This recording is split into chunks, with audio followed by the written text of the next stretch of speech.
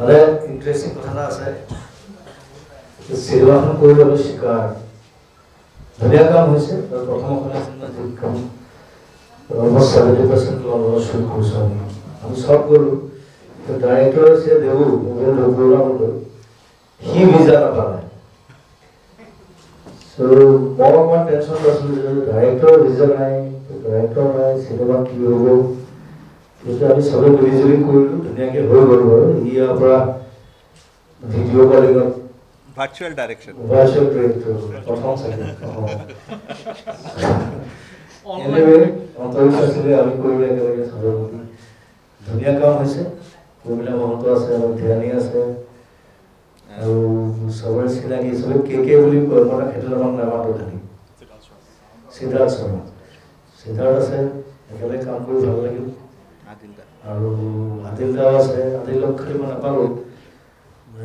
আদিল চলিকা কথা হ'ল এনেও ধুনীয়া এখন চিনেমা ভাল চিনেমা আৰু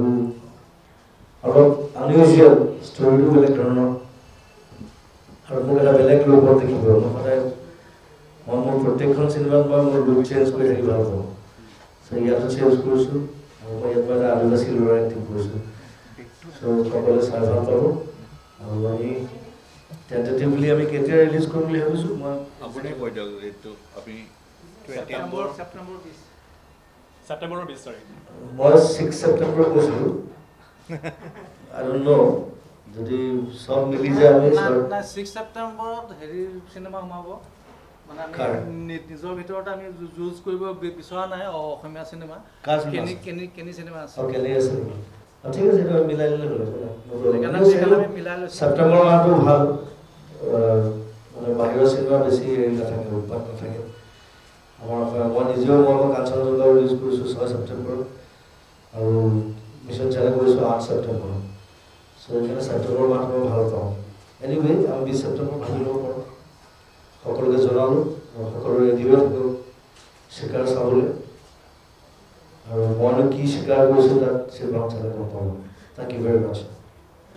আৰু আমাৰ শ্যাম অসমৰ ল'ৰা গুৱাহাটীৰ ল'ৰা হেল্ল' তাৰ এখন হেল্ল'